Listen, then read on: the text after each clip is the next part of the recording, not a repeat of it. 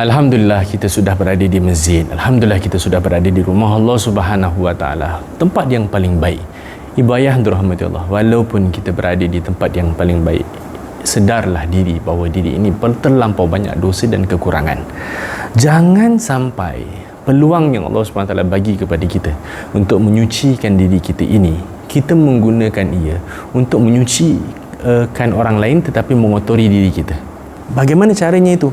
Dan kita dah datang rumah Allah, kita sombongnya, ya subhanallah, kan? Kita tengok pendosa kita, ya Allah, dosa, ya astagfirullah. Kita punya astagfirullah tu blok sebelah boleh dengar. Ibu ayah dirahmati Allah, what are we trying to do? And are we trying to please ourselves? If we are trying to please ourselves, then the mosque is not the place. If we are trying to please ourselves, lebih baik kita pergi tempat karaoke ke, we will be pleased. And brothers and sisters, we come to the mosque to get the forgiveness of Allah Subhanahu Wa Taala. We are also seeking to get peace. And then ketenangan itu tak akan dapat melainkan hati ini, tuan-tuan yang dirahmati Allah. So the Prophet sallallahu alaihi wasallam say, inna fi jasadi mudghatan idza salahat salaha jasadu kullu idza fasada fasada jasadu kullu wa ala wajhil qalb. Nabi bagi tahu dalam anggota badan ni ada satu daging. Kalau daging tu baik, semua baik. Kalau daging tu jahat, semua jahat. Apa dia? Hati. Begitulah tuan-tuan yang dirahmati Allah, hati kita kena jaga. Dan masjid ini adalah hati kepada masyarakat. The entire community system is focused on the strength of the mosque. If the mosque is good, is welcoming, orang semua datang, makna masyarakat tu baiklah. If everybody is not coming, then something is wrong somewhere. Ibu ayah dirahmati Allah, so as you come to the mosque, you remember your first purpose is for yourself. Is to seek whatever that I have shared with you just now. It's not for you to boast around, not for you to look at people, not for you to do this and that. Ibadah rahmati Allah, menjaga kesucian masjid. Dan bila kita berada di rumah Allah Subhanahu Wa Taala, apa yang perlu kita perhatikan? Antaranya ialah sebaik-baiknya kita memerhatikan diri kita supaya senantiasa kita berada dalam keadaan berwuduk. Kita ada dalam wuduk sentiasa. Seterusnya ibadah rahmati Allah, banyakkan dakwah, taklim, ibadat, khidmat. Dan ibadah rahmati Allah, kurangkan berkata-kata dunia atau buat aktivitas dunia di dalam masjid. Ya, kadang-kadang kita ada kerja nak buat, tapi kita nak iktikaf, kita boleh keluar di masjid sebentar.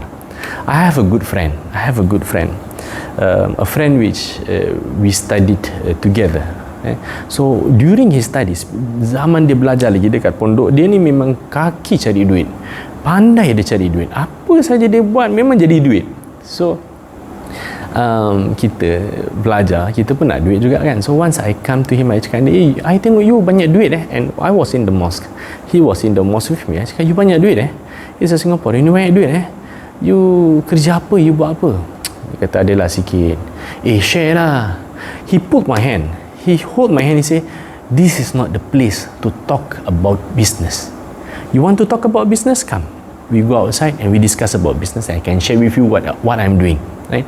But not here in the mosque. Ibadah yang dirahmati Allah, subhanallah, you see. And this person which I'm sharing with you, I think he's very rich today. Very accomplished. Subhanallah, daripada akhlak dia menjaga adab masjid. Ibu dan ayah dirahmati Allah Subhanahu Wa Taala, remember, this mosque is not yours. This mosque, ni masjid yang saya duduk ni, dia berada di tanah yang saya beli, dia kami dirikan bersama teman-teman kami, but this is not mine. It is Allah. It is Allah yang punya, sebab kita dah wakafkan kepada Allah Subhanahu Wa Taala. Hence it is Allah's place. And so we have to ensure yang kita jangan kotorkan masjid ini dengan kotoran-kotoran yang zahir, begitu juga dengan kotoran-kotoran yang batin. Hari ini Masya Allah, I do not wish to share all those negativity. But what I'm trying to share is that, brothers and sisters, let's start from ourselves. Let's bring our kids together, our sons, anak-anak kita bawa ke masjid, introduce them to the beautiful mosque yang ada dekat kawasan kita. Ajar dia adab, ajar dia akhlak dalam masjid. Tak boleh cakap-cakap merepek-merepek. It is a place of worship. Kita kena rasa diri kita ini diselimuti dengan sayap-sayapnya para malaikat alaihi salatu wasallam. I will share insyaAllah a little bit more dalam beberapa hari. Cukup sekadar ini saja. Aku qouli hadza, astaghfirullahalazim. Assalamualaikum warahmatullahi wabarakatuh.